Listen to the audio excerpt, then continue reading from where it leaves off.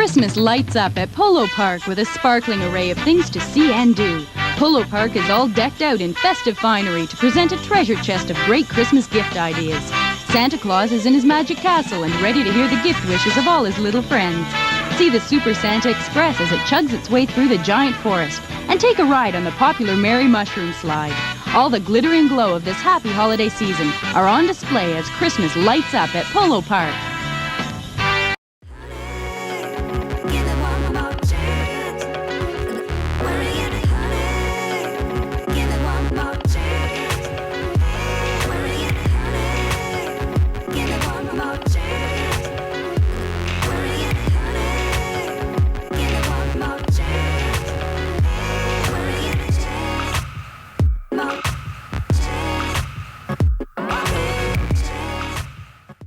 Hello everybody, and thank you very much for your time today. And today I'm coming to you from Charleston, South Carolina. Yes. Alright guys, I'm coming to you from the Citadel Mall, as you see here.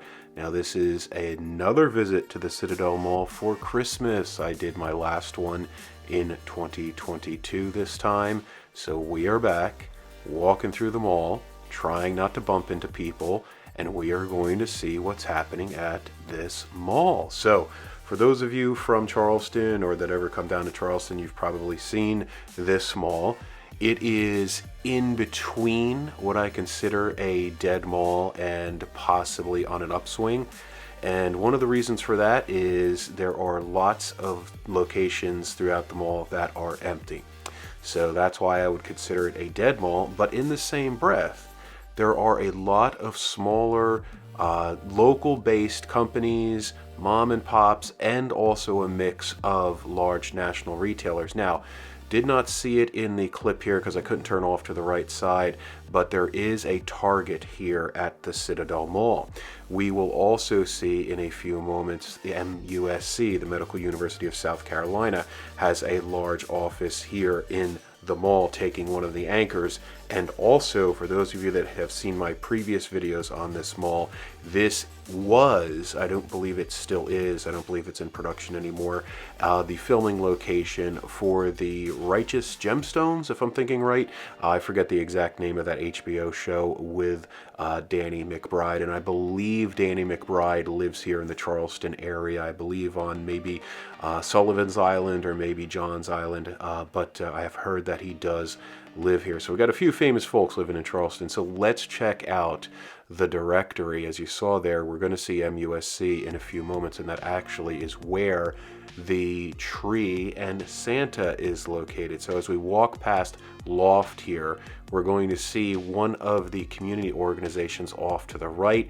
It's kind of like a robotics place, I believe. Off to the left side there, you see some dolls and bears.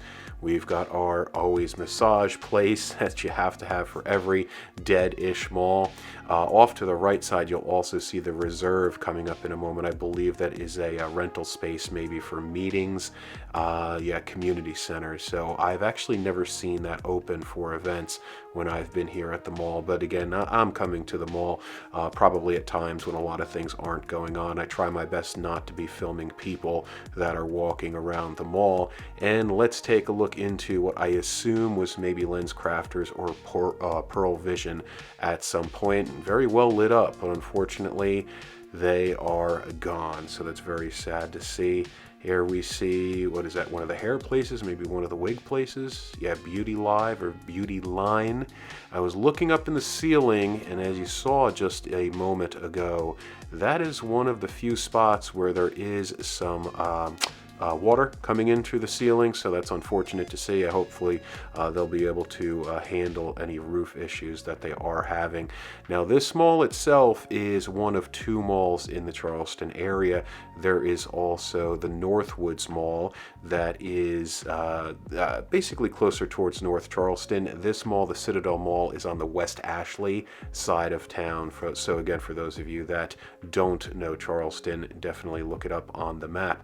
Now Now, one of the things I really do like about this mall, and I kept on looking up a lot because I haven't done it in the past, is all of the skylights are so cool in this mall. Nice geometric patterns. I get a few spin arounds. I get some more spin arounds and some other video parts coming up. And I was not able to film the tree all that much. Santa was over there with his helpers. I certainly didn't want to catch them on video or upset anybody. And also my apologies for the choppiness of the video. There was a security guard walking around. I really didn't feel like getting into it with him, so I'm like, you know what, as soon as I saw him, I just put my phone down. Normally I film with an Osmo Pocket that obviously has its own built-in gimbal, so if the video seems a little bit shaky, a little bit choppy, again, my apologies for that, but I at least wanted to capture the video here for the holiday season. And you're not seeing too many decorations, so it's kind of disappointing, but I'm not from Charleston other than living here for the last 5 years, so I can assume that this mall probably had some really great decorations back in the day. I assume this was maybe the cookie place or maybe some other type of sweets. Maybe it was a pretzel place back in the day. And then also off to the right side, what I think used to be a Victoria's Secret and then became some place called Hocus Pocus, that is now out of business. So that's something new that's out of business. So kind of sad to see that. And we'll go ahead and take a look at some more of the skylights. So really cool designs on the skylights here. I definitely appreciate them. Gives this mall some flavor because there's a lot of kind of blandness through the rest of the mall. You know, I put the commercial in the beginning of this video for Polo Park, which was a mall out of Winnipeg. I found that commercial on YouTube, and I thought it was really cool to see all the old stores that were in malls back in the late 70s. And those stores, of course, are gone, you know, so yeah, I can look back and say, oh, I miss all those days being an 80s kid. But it really is sad that, you know, malls were really different places during Christmas time in the 80s and going back into the 70s and even in the 90s. You know, malls are kind of sterile right now. You know, they're gray. They're usually not all that warm. You don't see a lot of families unless you're going into some of the nicer malls. You know, in particular here in the Southeast, like in the Charlotte area. I'm not a big fan of the retail here in Charleston, so we actually sometimes go to the South Park Mall in Charlotte, but even the South Park Mall, which is a very fancy mall, it doesn't have that warm feeling like malls had back in the 70s, 80s, and 90s. Now here's one of the offices for MUSC that I guess they might have had during the C-19 issue.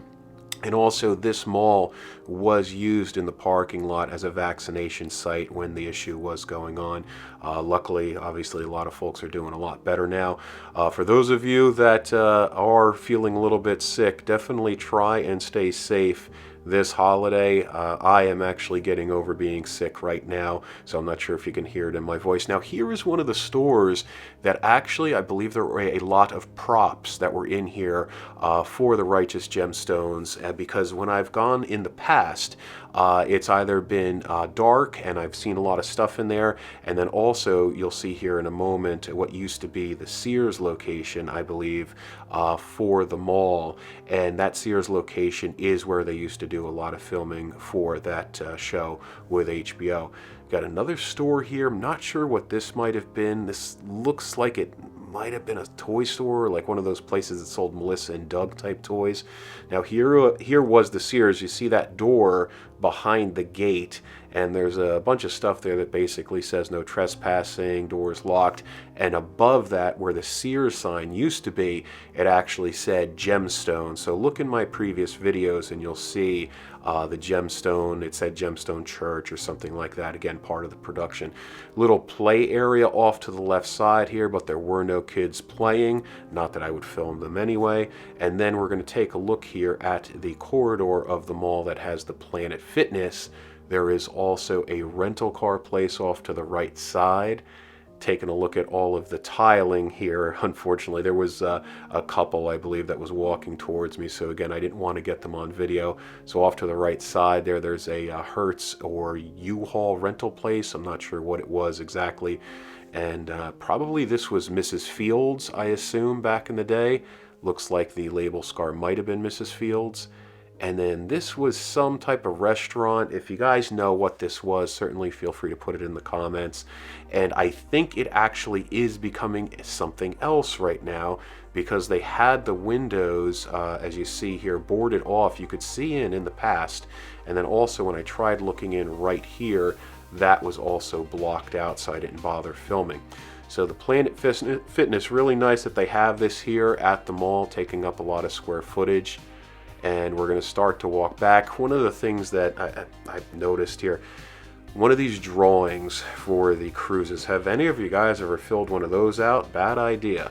It's most likely a marketing type, I won't say the word scam, but it's some type of marketing capture, and you're going to wind up getting contacted. So don't, in my opinion, don't fill those out. You're probably going to wind up getting a lot of calls. Yes, there are some Tesla chargers here in the parking lot of the Citadel Mall. Now, we are on the end of the Dillard's anchor. So we've got a Target. We've got a nice Dillard's. We also have MUSC here. Here we see, I guess, some sport clothing off to the left side. So it looks like a local mom and pop shop. So that's nice to see that. Really cool seating here from back in the day also. And not sure what that was off to the left. City Trends is off to the right side. And then we're going to see here in a moment the model train location. So this is a volunteer organization where some folks come in and put model trains together. So there were some locations that seemed to be community organizations that had their gates down. They probably weren't open because, again, I'm filming on off times here. And then we're going to actually take a little bit closer look here into the Railroad Model Museum here. I'm going to go up to the gates. I'm going to do a little zooming in also. Couldn't get too much, but at least we got to check it out for a moment. I would really like to come here and film this when it is open, but it's open only like 3 days a week, I want to say, and it's got some off hours. But again, since it's a volunteer organization, I certainly understand, you know, they can't be standing here for 9-10 hours a day. Not making any money, you know, just asking for donations. And in fact, I believe you can just walk through the model trains. You don't have to pay, but it certainly is suggested, and is certainly nice if you do make a donation to the organization to keep their funds going for all of this fun. Now, one of the things I did notice, there weren't a lot of things up on the walls in the back of the model train place. In the past, I believe there has been some stuff. So I hope that they're not moving out, or maybe they're just refreshing their walls, because this is definitely a cool place to check out if you are ever in the Charleston area. Definitely come to the Citadel Mall. Find out the hours for the model train place here before you do come, and make sure that they are going to be here, but you'll definitely have a good time. All right, so we're going to start walking back around. Now I'm going to take a look on the other side in a moment. There's the hours actually: Thursday, Saturday, Sunday. So again, 3 days. You got 3 hours, 4 hours, and 3 hours. So very, very limited hours if you want to come and check this out at the Citadel Mall. And I'm going to take a look in a moment off to the other side. There actually was a cleaning lady walking around. I spoke with her for a moment, and I was asking her about some of the stores and what they were back in the day, and she said she had no idea. So I was like, okay, no problem. And luckily she didn't give me a hard time about filming, but we'll take a look in one of those stores in a moment here. We'll take a look up through the gate, and this is when I was talking with her, asking her maybe what this was. So for those of you, do you know what that green is? It kind of looks like the Cricket Wireless green. So I'm not sure, you know, maybe this was another clothing store, I want to assume, but I don't remember any store that was a bright neon green like that. Let's check out the code of conduct. Use of obscene language or gestures. Okay, no problem. I won't plan on doing that. Weapons, obviously not allowed. Smoking, not allowed. Other legal possession, not allowed.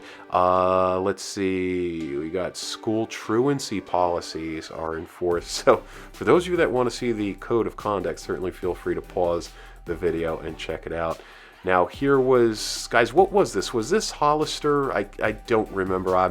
I'm a big guy. Hollister clothes didn't fit me, and they never will. And I assume Hollister's still around. I don't even know, but I guess this was Hollister. It definitely wasn't American Eagle, obviously.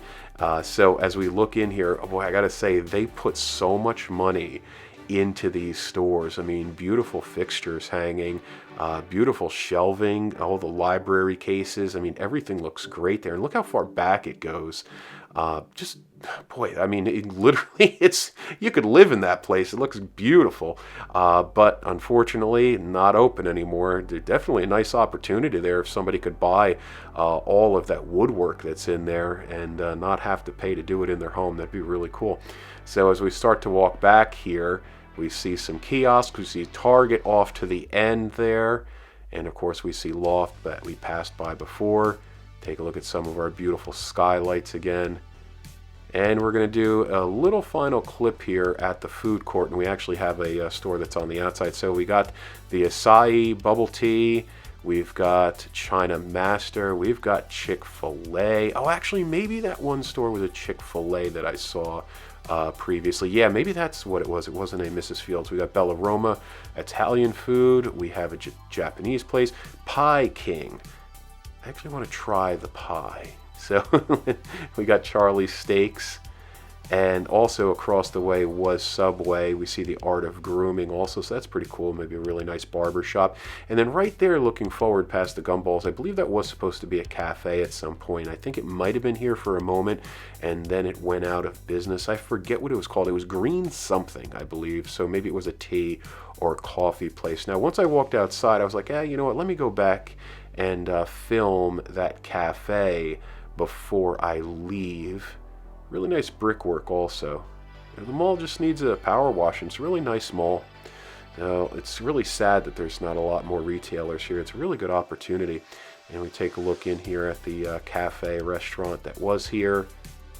And a lot of woodwork on the inside. They definitely spent a lot of money. It looks really nice. It almost looks like another form of a Panera bread. And guys, that's going to be it for our video here today. I really appreciate it. If you could, please subscribe, catch me in the next one, and I wish you a great holiday. Bye-bye.